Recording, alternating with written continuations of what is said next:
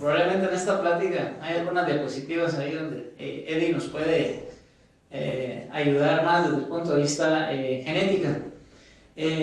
Obviamente voy a hablar de tratamiento, aunque voy a hablar de algunas otras cosas generales, pero hablar de tratamiento de glioblastoma es como decir, bueno, como en algunos otros tumores, pues a los oncólogos siempre nos toca al final bailar con lo más feo, ¿no? Recordemos, ¿verdad?, que los astrocitomas, el glioblastoma, son los astrocitomas grado 4, aproximadamente 2/3 de los tumores del sistema nervioso central. Y como ya había hablado en nosotros, son tumores altamente invasivos, prácticamente virtualmente incurables, rápidamente fatales. Son neoplasias altamente anaplásicas, poco diferenciadas, y esto es lo que hace verdaderamente un reto el tratamiento, ya que realmente no sabemos la quimiosensibilidad de este tipo de tumores, pues es impredecible, ¿no? Y bueno, y obviamente, además da una morbilidad pues, importante con un pobre pronóstico, ¿no? En general, estas son las supervivencias a 2 y 4 años, prácticamente la mayoría de los pacientes fallecen, como podemos ver acá. Y aquí comenzamos a ver también la importancia de lo que viene siendo el papel de los neurocirujanos, ¿verdad? Porque realmente es el único tratamiento que puede ser efectivo para los pacientes con glioblastoma, ¿no? Como podemos ver aquí, por ejemplo, aquellos pacientes que únicamente se les realiza biopsia, prácticamente todos están muertos antes de un año, comparado a aquellos que tienen una resección óptima, que se considera más del 95%, más radioterapia, más quimioterapia, pero que bueno, en algunos pacientes hemos logrado aumentar la supervivencia. Desde el punto de vista clínico también es importante mencionar esto, y para tenerlo en consideraciones terapéuticas, diferenciar a veces lo que es el glioblastoma primario contra el secundario. Morfológicamente, o me corregirán aquí los patólogos, pues son similares, pero resultan de algunas vías genéticas diferentes y con una presentación clínica diferente. Como podemos ver, los primarios pues, son aquellos que se desarrollan de nuevo en las células gliales, son más del 90% de los casos, ¿no? Y son los que generalmente se presentan en personas mayores o personas adultas. Y los secundarios pues tienen un desarrollo, generalmente son los que se vienen de un desarrollo de tumores de bajo grado, como estábamos hablando, o astrocitomas anaplásicos. Y como habíamos dicho, pues hay un riesgo de progresión a glioblastoma de los tumores de bajo grado. Pero, como había mencionado Marisol, esto es nada más o menos del 5% de todos los casos, ¿verdad? Y generalmente se ven personas jóvenes. Aquí podemos ver también que ambos tipos de glioblastoma pues, tienen algunas diferencias desde el punto de vista genético, ¿no? Obviamente sabemos que todos se originan de los astrocitos o precursores de células madres, y los primarios pues, van a tener estas características genéticas, principalmente amplificaciones de GFR, pérdida de P53, así como pérdida también de PTEN. Y los secundarios, que generalmente vienen de astrocitomas de bajo grado, la mayoría, su principal alteración genética pues son alteraciones a nivel de P53 hasta en un 59%, que pueden llegar a glioblastomas y ya pues, comparten las características del secundario. Entonces, antes de hablar realmente de tratamiento, porque pues, no es que no tengamos mucho que hablar de tratamiento, pero hay algunas cuestiones básicas y prácticas para el manejo de este tipo de pacientes. Y una de ellas es el control de las convulsiones. Esto toda la vida ha sido muy discutido. Generalmente nos llegan los pacientes llenos de anticonvulsivantes y que no me lo quites y me lo sigo tomando, ¿no? Y bueno, sabemos que el 30 al 60% de los pacientes van a presentar con síndromes convulsivos de diferentes tipos. Sin embargo, sabemos que al hacer la resección de este tipo de tumores, prácticamente todos los pacientes resuelven sus crisis y su sintomatología convulsiva. Y en aquellos pacientes en los cuales después del tratamiento primario, generalmente quirúrgico y todo, persisten con convulsiones, son aquellos pacientes en los que se recomienda como tal el tratamiento anticonvulsivante. Teniendo en cuenta que no está comprobado al 100% también, pero sabemos que muchos de los fármacos anticonvulsivantes pueden crear o disminuir la eficacia en sí de los tratamientos, principalmente de quimioterapia, pero esto no lo sabemos pues al 100%. Y desde el punto de vista profiláctico, que esto es algo que lo vemos mucho también, pacientes, imagino que ustedes los cirujanos lo verán más, pacientes que llegan ya con tratamiento anticonvulsivante profiláctico. Obviamente no hay una evidencia tan muchos pacientes, pero en cuanto a esto podemos decir que ya la Sociedad Americana de Neurología recomienda que el uso rutinario de drogas antiepilépticas pues, no se recomienda en los pacientes con glioblastoma, a menos que tengan un síndrome convulsivo que persista después del tratamiento ¿ya? Entonces, en forma rápida, porque esta obviamente no es mi área, pero sí hay que mencionar que la cirugía es el único tratamiento altamente efectivo y potencialmente curativo en este tipo de pacientes, sabiendo que la resección óptima, lo que hemos hablado, más del 95%, es el principal factor predictor de supervivencia de estos pacientes. Como podemos ver, la extensión de la cirugía se correlaciona con la supervivencia. Aquellos pacientes que tienen una resección amplia total, pues aproximadamente una supervivencia de 13 meses, comparada a 11 meses en aquellos que tienen una casi total, y aquellos que tienen una resección subtotal, pues prácticamente 8 meses, ¿no? ¿Y por qué? Bueno, no se puede hacer, pues bueno, los neurocirujanos lo sabrán mejor, pero sabemos que hay muchos factores que influyen en la resección óptima, y como ya habíamos visto, el principal pues sería esa gran invasión que tiene el glioblastoma, que generalmente evita la resecabilidad completa, ¿no? Como el número, localización de las lesiones, pues realmente son difíciles de resecar. Sin embargo, este es el tratamiento realmente con un intento curativo que podemos tener. Posteriormente, pues ya se hicieron los estudios con radioterapia, y definitivamente se vio que los pacientes con glioblastoma, que los pacientes que después de la cirugía se les brinda radioterapia, tienen una ventaja en la supervivencia de aproximadamente el doble de la supervivencia en los pacientes con tumores de alto grado, e incluso en aquellos pacientes mayores de 70 años, normalmente o muchas veces no se dice que por realidad no son candidatos a tratamiento. Se ha visto también este beneficio de tratarlos en forma completa con radioterapia adyuvante. En cuanto a otras técnicas de radioterapia, el doctor Ortega ahí me corregirá, pero la evidencia parece ser de que en glioblastoma algunas técnicas nuevas o más llamativas muchas veces para la gente, ¿no? Como lo de la radiocirugía, la braquiterapia, pues no han demostrado ningún beneficio que hacer únicamente la cirugía más radioterapia convencional en este tipo de pacientes. Y ya para terminar, pues bueno, la quimioterapia.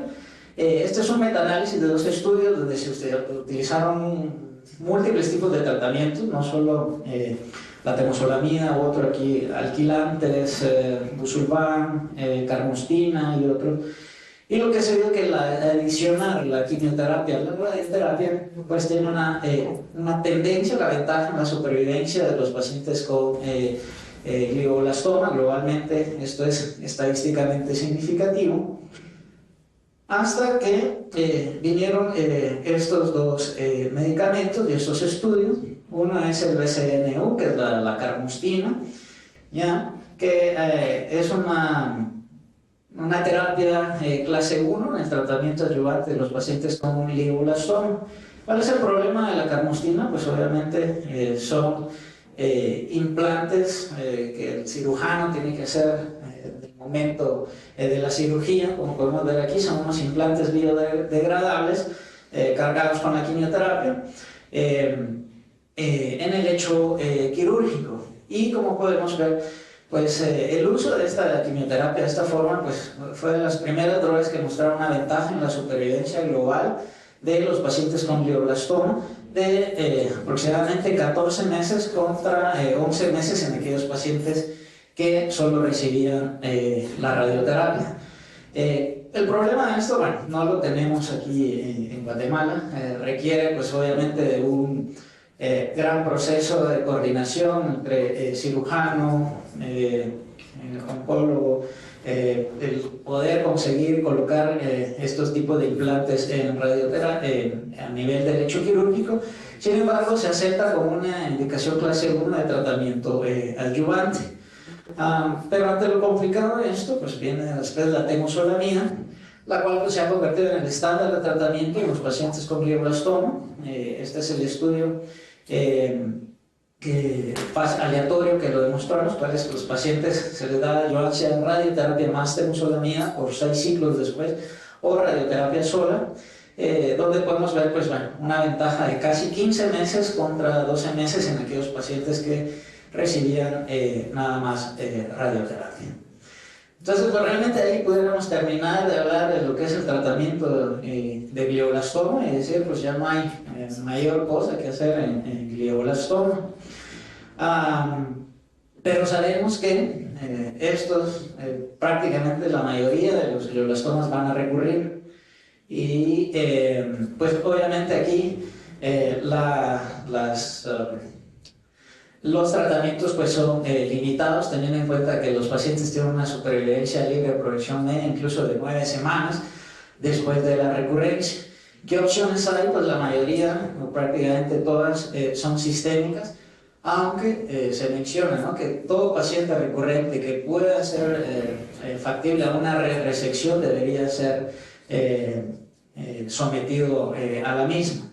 ¿Qué opciones hay? Pues continuar con la quimio, y hay muchas, la misma temozolomida, nitrosureas, y el irinotecan, que es una droga, es un inhibidor de la topoisomerasa, como vamos a ver, y a terapias blanco, combinaciones con las mismas. Y nada más para mencionarles, el irinotecan ha sido una droga que se ha vuelto prácticamente el estándar de tratamiento en segundas líneas en los glioblastomas. ¿Por qué? Como les mencionaba, es un inhibidor de la topoisomerasa 1, pero su metabolito activo, que es el de SN38, penetra fácilmente la membrana hematoencefálica y por eso se ha ido utilizando el irinotecan. Y estos son estudios obviamente pequeños, fase 2, donde la combinación del irinotecan con otras drogas, pues vemos que tiene una supervivencia libre de progresión considerable, con medianas de supervivencia global, incluso en algunos estudios, como les digo, son pequeños, de 31 meses y respuestas parciales desde 30 a 57% tasas de respuesta. El mismo SNU es otra droga que se puede utilizar a la recurrencia. Estos no son datos tan impresionantes, pero a la recurrencia utilizar en aquellos que pueden llegar a una resección, el poderles hacer los implantes de quimioterapia, pues tienen una mejor supervivencia, aunque obviamente eso está limitado a que son pacientes que tienen que ser candidatos a una resección, ¿no? Entonces pareciera que estuviéramos atados de manos, que no hay muchas opciones en el tratamiento de glioblastoma. Y aquí es donde viene pues, la parte genética y celular para entender esta enfermedad.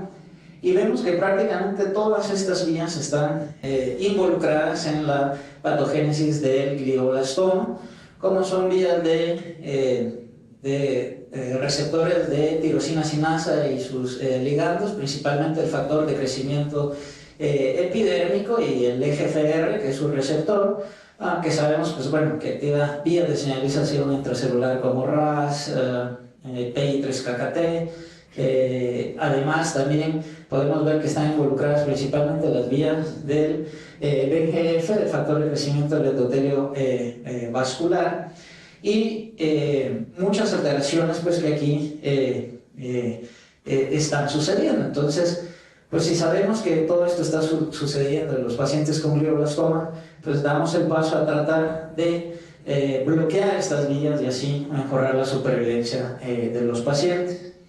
Y para comenzar a hablar un poquito de qué es lo que se ha avanzado en este tipo de terapias, vamos a comenzar a hablar un poquito de lo que es la angiogénesis. Sabemos que el glioblastoma es un tumor altamente vascularizado. Esta es una imagen de la microvasculatura de un glioblastoma. Y como había mencionado Marisol, la proliferación de la microvasculatura y la hipoxia tumoral son características muy importantes en el glioblastoma. Y en estudios de laboratorio se ha visto que los niveles tanto del VEGF como del receptor son directamente proporcional con el grado tumoral. Mientras mayor alto grado de tumor, mayor expresión del factor de crecimiento del endotelio vascular. Y por lo mismo pues, se ha planteado el uso del bevacizumab en este tipo de pacientes. Este fue el primer estudio, un estudio fase 2 pequeño, 35 pacientes, donde se evaluaron pues, prácticamente 2 dosis del bevacizumab más el irinotecan en aquellos pacientes con glioblastoma recurrente. Y como podemos ver, pues bueno, aproximadamente un 57% de los pacientes tuvieron respuestas radiológicas y con una supervivencia global a 6 meses de hasta el 80% de los pacientes. Por esto, pues, como podemos ver acá, estas son fotos del estudio en aquellos pacientes con glioblastomas recurrentes, antes del bevacizumab, 4 meses después del bevacizumab más irinotecan, donde podemos ver que hay muy buenas respuestas realmente en estos pacientes. Entonces, posteriormente se hizo es un estudio fase 2, con un número limitado de pacientes, pero aleatorio a los pacientes darles bevacizumab únicamente o bevacizumab más el irinotecan, que hemos visto que es una droga altamente efectiva. Y como podemos ver, la combinación del bevacizumab con el irinotecan pues aumenta las respuestas aproximadamente en un 10%, con aumento estadísticamente significativo de la supervivencia libre de progresión a 6 meses, aunque la supervivencia global es muy similar. Y a raíz de este estudio, pues bueno, la utilización del bevacizumab o el irinotecan en segunda línea o a la recurrencia en estos pacientes se ha vuelto también pues una opción de tratamiento. Si funciona bien, pues ¿por qué no lo probamos en primera línea? ¿Ya? Y se plantearon pues hacer los estudios de la adición del antiangiogénico en primera línea en aquellos pacientes pues, o sea, primariamente resecados y que van a radioterapia y quimioterapia. Y estos son los dos estudios que se plantearon, el Avalio y el del RTOG 0825, en los cuales se hacía el tratamiento estándar, que es cirugía, radio más temodal, más menos el bevacizumab. De estos estudios, pues, en ASCO de este año se presentó el estudio del RTOG. Como les mencionaba, era la adición al bevacizumab al tratamiento estándar de la radio más temodal. Estas diapositivas no se ven bien, pero sí, el resumen del estudio era cirugía y aleatorizarlos a temodal radio contra temodal radio más el bevacizumab. Lo interesante de este estudio es que es un estudio negativo. El bevacizumab no aportó más tanto la supervivencia global como la supervivencia libre de progresión de los pacientes. Y si podemos ver, las curvas están al revés. Los pacientes con bevacizumab les fue peor que incluso solo con la quimio y la radioterapia sola. Entonces, a raíz de este estudio, pues no se recomienda en primera línea el uso de la terapia antiangiogénica, porque hay varias teorías. La primera, o la que más se piensa es, como ya les había mencionado, el grado el número de receptores y la cantidad del factor de crecimiento del endotelio vascular correlaciona con el grado tumoral. Probablemente es por eso que en los recurrentes funciona mejor, porque son tumores que se han ido diferenciando más. Mientras que en primera línea, aunque sean tumores de alto grado como glioblastomas, pero no tienen tantas alteraciones ni de diferenciaciones como en un glioblastoma recurrente, y esa puede ser una de las razones por las cuales no funciona en primera línea. Y con más razón, en tumores de bajo grado también pues parece ser que la terapia antiangiogénica no tiene ningún impacto. Y pues bueno, ahí estamos en cuanto a lo de la terapia antiangiogénica. ¿Y qué otros blancos terapéuticos podemos tener también en glioblastoma?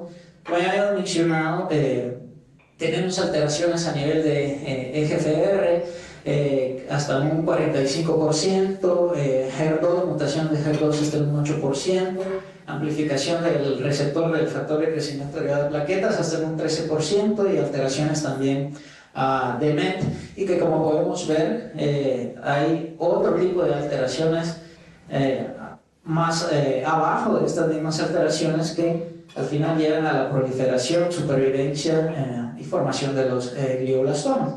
Conociendo esto, pues se han hecho varios estudios. Aquí ya va a ser para terminar.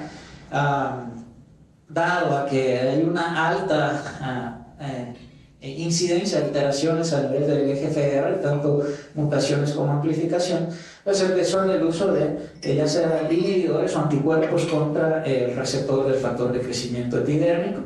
Se hicieron algunos estudios con cetuximab, recordemos que es un anticuerpo contra el receptor del factor de crecimiento epidérmico, en el cual pues no hubo prácticamente ningún beneficio. Moléculas pequeñas, inhibidores de tirosina sinasa,